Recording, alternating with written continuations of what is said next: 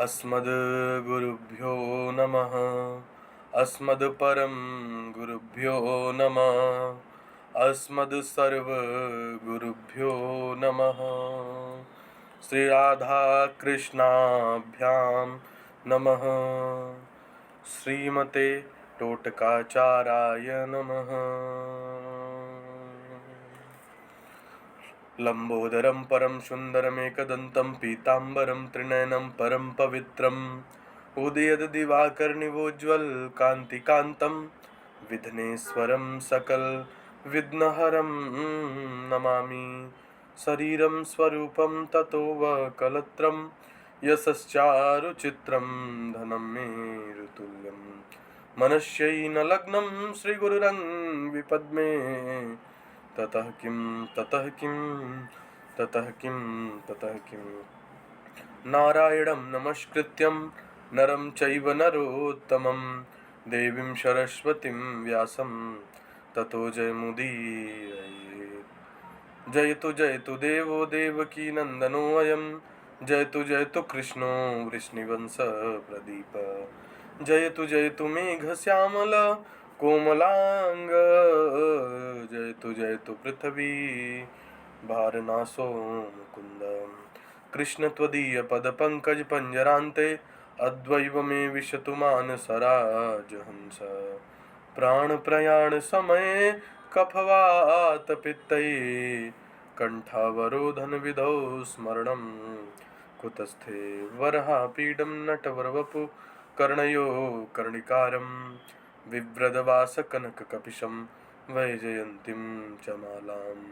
रन्धानवेरुणधरसुधया पूरयन् गोपवृन्दैः बृन्दारण्यं स्वपदरमणं प्राविशद्गीतकीर्तिम्। करारविन्देन पदारविन्दं मुखारविन्दे विनिवेशयन्तं वटस्य पत्रस्य पुटे शयानं बालं मुकुन्दं मनसा स्मरामि। रामाय रामभद्राय रामचन्द्राय वेधसे रघुनाथाय नाथाय सीताय पतये नमः। अञ्जनानन्दनं वीरं जानकीशोकनाशनं कपीशमक्षहन्तारं वन्दे लङ्काभयङ्करम्। मूकं करोति वाचालं पङ्गुं लङ्घते गिरिं यत्कृपातमहं वन्दे परमानन्दमाधवम्। भक्ति भगवंत गुरु चतुरनाम बपु एक, इनके पद बंदन किए नासत विधन अनेक। इनके पद बंदन किए नासत विधन अनेक। सच्चिदानंद रूपाय विश्वोत्पत्त्यादि हेतवे तापत्रया विनाशाय श्रीकृष्णाय वयं नमः। श्रीकृष्णाय वयं नमः। संपूर्ण जगत की उत्पत्ति करता, सबके पालनहारे, सबके संहारक भगवान श्री हरि और श्री राधा रानी के चरणों में हम सभी बारंबार प्रणाम करते हैं, कोटिशः नमन करते हैं और आज की मंगलमय कथा की ओर प्रवेश करते हैं। आज तृतीय दिवस की कथा में हम लोग अध्ययन कर रहे हैं कि सृष्टि की उत्पत्ति कैसे हुई।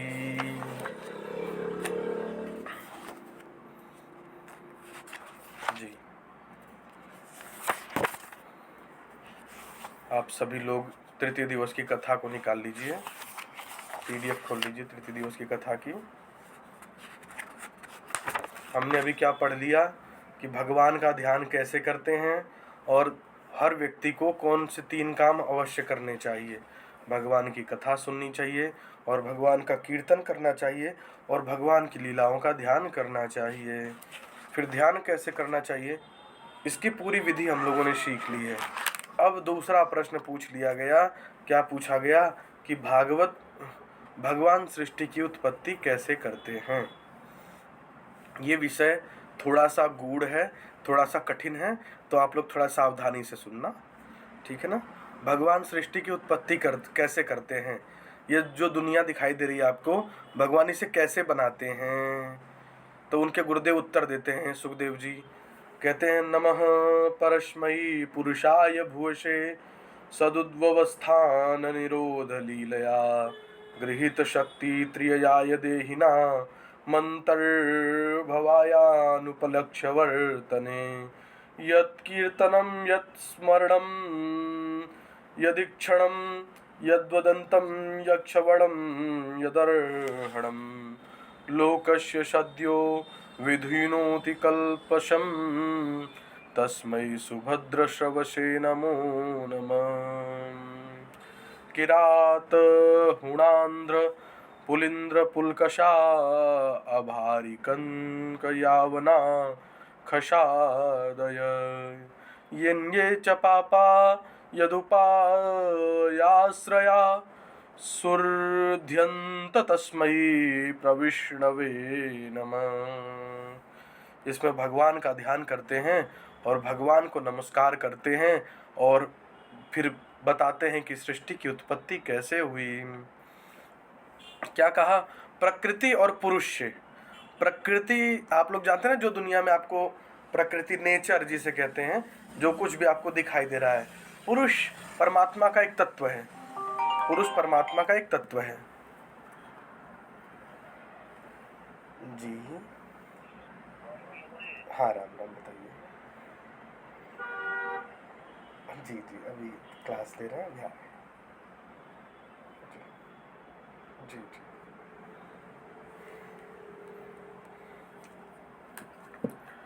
हाँ, तो क्या कहा? प्रकृति और पुरुष। देखो, वैषम्य अवस्था में सृजन होता है। क्या कहा? वैषम्य अवस्था होती है बिल्कुल शांत अवस्था, जब कोई गति नहीं हो रही होती, बिल्कुल सब कुछ शांत पड़ा होता है। वैषम्य अवस्था में सृजन होता है जब पुरुष ने प्रकृति को देखा। किसने? पुरुष ने। पुरुष मतलब परमात्मा ने। यहाँ मनुष्य की बात नहीं कही जा रही है। जब पुरुष ने प्रकृति को देखा तो प्रकृति में क्षोभ हुआ, प्रकृति में एक मोमेंट हुआ। क्या हुआ? एक बदलाव हुआ। मात्र परमात्मा के देखने मात्र से एक बदलाव हुआ, जिससे सर्वप्रथम महतत्व की उत्पत्ति हुई। एक महतत्व कह सकते हो आप, अहंकार। क्या कह सकते हो आप? अहंकार। अहंकार का एक रूप होता है महतत्व। महतत्व मतलब एक गति उत्पन्न हुई, और फिर महतत्व से त्रिविध अहंकार उत्पन्न हुए। 3 प्रकार के अहंकार उत्पन्न हुए। कौन कौन से?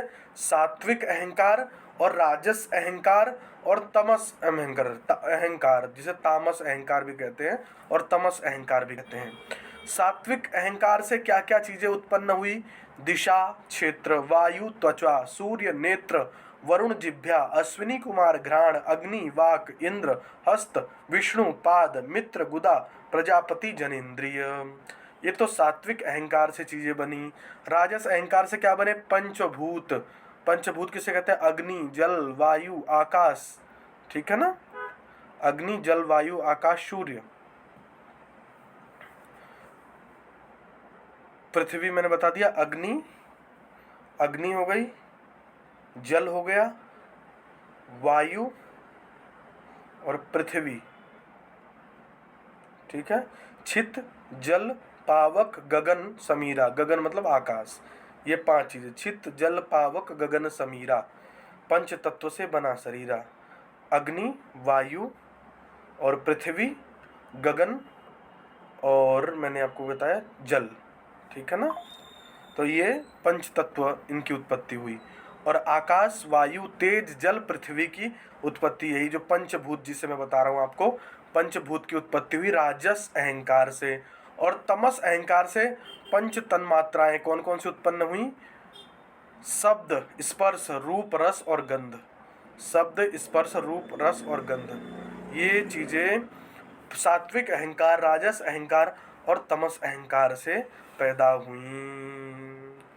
भगवान नारायण ब्रह्मा स्पर्श वर्ण तप सुनाई पड़ा। क्या पड़ा? भगवान नारायण से कौन उत्पन्न हुआ? भगवान नारायण से कौन उत्पन्न हुआ? ब्रह्मा जी। ठीक है? भगवान नारायण की कमल नाभि से, कमल नाभि से ब्रह्मा जी उत्पन्न हुए। उन्हें क्या वर्ण सुनाई दिया? तप। तप क्या सुनाई दिया? तप। ब्रह्मा जी कठोर तपस्या की है। जब उन्हें तप सुनाई दिया तो उन्होंने कठोर तपस्या की, तो फिर कौन प्रकट हो गया? भगवान प्रकट हो गए। और भगवान ने फिर क्या किया? ब्रह्मा जी को चतुश्लोकी भागवत सुनाई। क्या सुनाया? चतुश्लोकी भागवत। जिसे मैं आप लोगों को बार बार कहता हूँ कि चतुर्श्लोकी भागवत, भागवत केवल चार श्लोकों में थी पहले। क्या कहा? अहमेवा समेवाग्रे नान्यदयत सदसत परम पश्चादहम यदे तक्ष यो वशिष्येत शोषम्यहम। क्या कहते हैं कि सृष्टि के पूर्व, भगवान कह रहे हैं कि सृष्टि के पूर्व मैं ही था, दूसरा कुछ भी नहीं था। जो स्थूल सूक्ष्म मतलब जो कुछ भी पहले दिखाई दे रहा है या जो कुछ भी तुम्हें आज दिखाई दे रहा है, इससे पहले भी मैं था और इसके बाद ही भी मैं ही रहूंगा। क्या कहा? इसके बाद भी मैं ही रहूंगा। ठीक है। अग्रे अहम एव आसनम, सृष्टि के पूर्व भी मैं था, अन्य कुछ भी नहीं था। क्या कहा? कि भगवान कहते हैं सृष्टि के पूर्व मैं था, अन्य कुछ भी नहीं था। जो भी स्थूल सूक्ष्म और जगत है वह सब मैं ही हूँ। क्या कहा? कि जो कुछ भी आपको दिखाई दे रहा है, चाहे वो स्थूल रूप में हो, सूक्ष्म रूप में हो, चाहे बड़े रूप में हो, चाहे छोटे रूप में हो, जो भी दुनिया में है सब मैं ही हूँ। क्या कहा? कि किसी भी कार्य के दो कारण होते हैं, एक निमित्त एक उपादान। एक निमित्त एक उपादान। निमित्त क्या होता है समझो, आयुष्मान और श्यामा दोनों ध्यान समझना। निमित्त और उपादान क्या होता है? निमित्त होता है जैसे जो चीज किसी वस्तु से बनती है, जैसे निमित्त, जैसे घड़ा होता है, घड़ा। हाँ बताओ श्यामा। गुरुजी पेज नंबर कौन सा है ये? आपको अभी तक ये नहीं पता चला? नहीं गुरुजी, पता नहीं चला पेज नंबर कौन सा तो है। ये तो पहले पूछना चाहिए ना।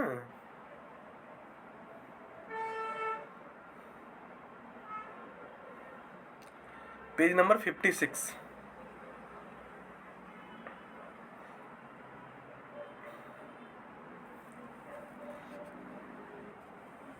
भगवान क्या कहते हैं कि सृष्टि से पहले भी मैं था, सृष्टि के बाद भी मैं हूँ।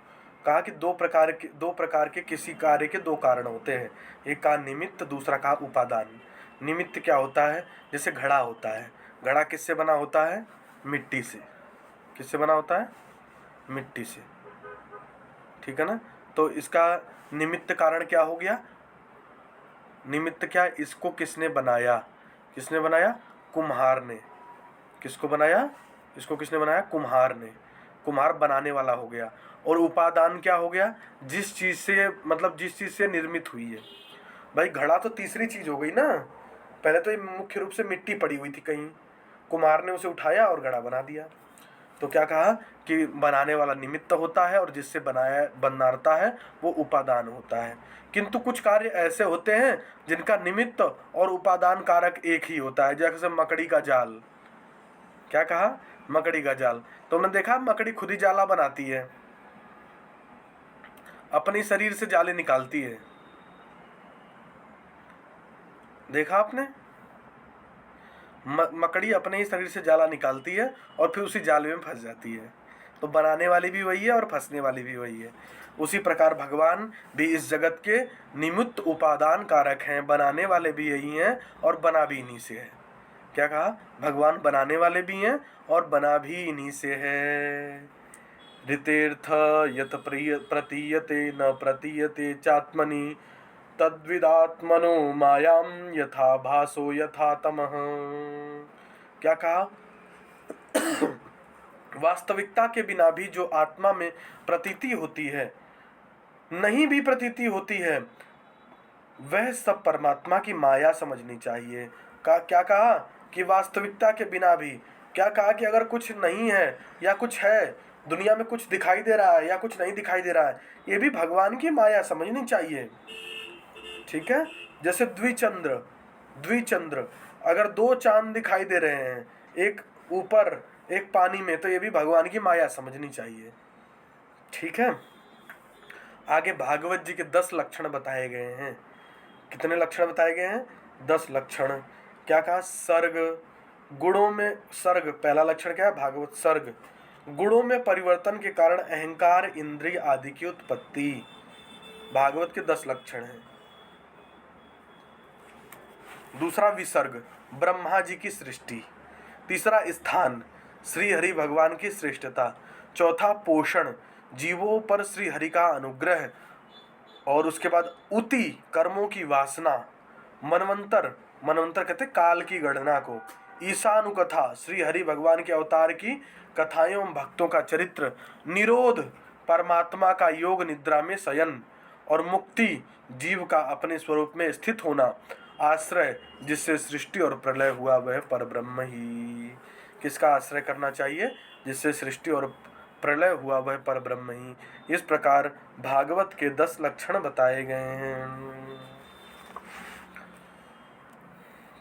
इसके बाद क्या होता है कि परीक्षित जी फिर पूछते हैं, भागवत जी के 10 लक्षण सुन लेते हैं, फिर पेज नंबर 58 पे आ जाइए आप लोग।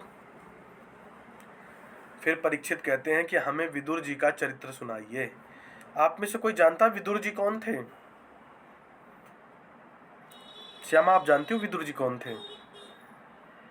नहीं गुरुजी, मैं नहीं जानती। अच्छा, आयुष्मान, आप जानते हो?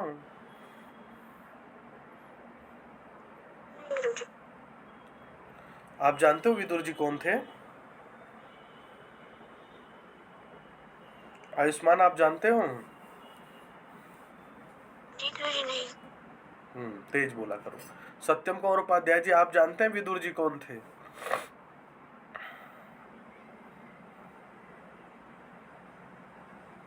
चलो, लग रहा ड्यूटी पे है। विदुर जी कौन थे? विदुर जी जी, विदुर जी कौन थे, जानते हैं आप?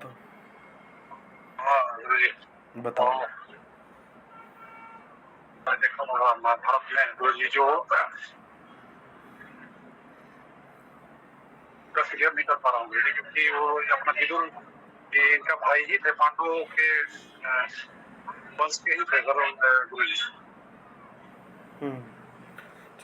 बताता हूँ। राजा क्या बोलते हैं, ऋषि महर्षि का आशीर्वाद हुए थे ना, दुर्वासा ऋषि जी। हाँ, ठीक है। विदुर जी दासी के पुत्र थे, दासी पुत्र विदुर थे। और विदुर जी कौन थे? जो कौरव 100 भाई थे ना, 100 कौरव जो 100 थे, उनके मंत्री थे। किनके थे? उनके मंत्री थे। ठीक है ना? और बहुत अच्छे व्यक्ति थे, बहुत अच्छी बातें, अच्छी सलाह देते थे और अच्छी सबको समझ जाते थे, अच्छी बात समझाते थे। क्या कहा? श्री सुखदेव भगवान उत्तर दे रहे हैं। परीक्षित ने पूछा कि हमें विदुर जी के बारे में बताइए। फिर श्री सुखदेव भगवान क्या कहते हैं? यदा तु राजा स्वसुतान साधुन पुष्णन धर्मेण विनष्ट दृष्टि भातुर्य विष्ठस्य सुतान विवद्नु प्रवेश्य लाक्षा भवे न ददाह। जब भीतर और बाहर दोनों नेत्रों से हीन अंधे राजा ने, उनके जो कौरव 100 भाई थे ना, उनके पिता धृतराष्ट्र थे जो अंधे थे। कौन थे? जगह से थे अंधे, उन्हीं के ये मंत्री थे विदुर जी।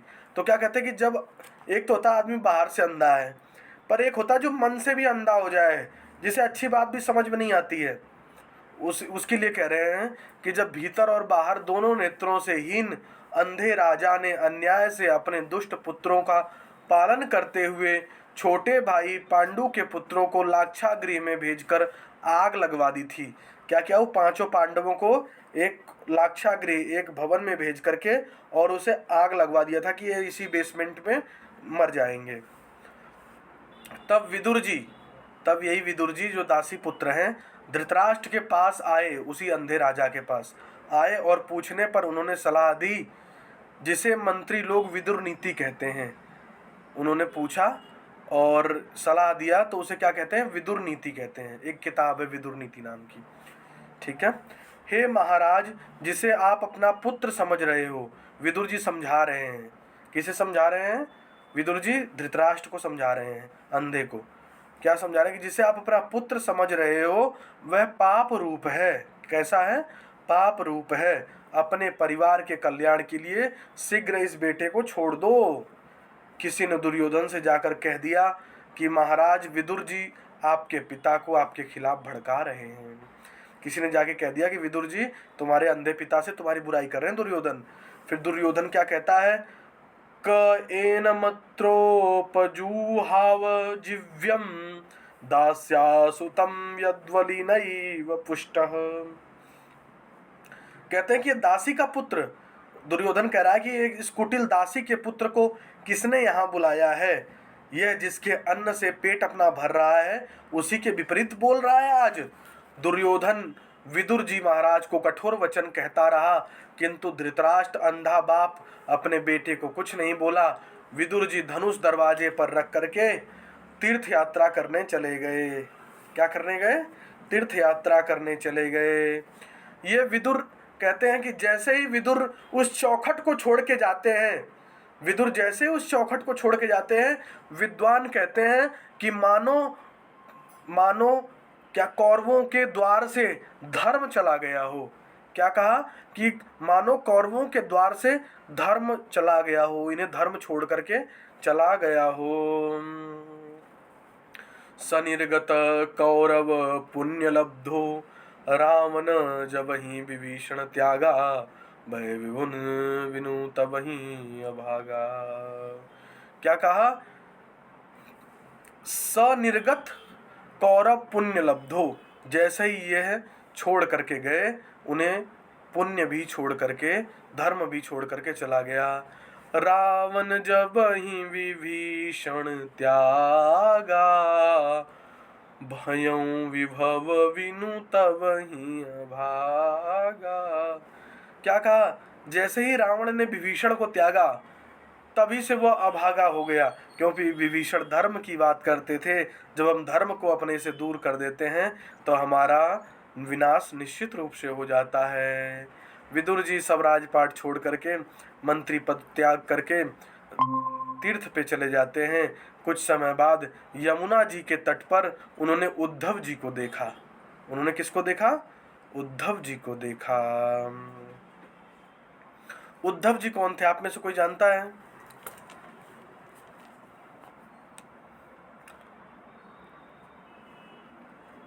आयुष्मान?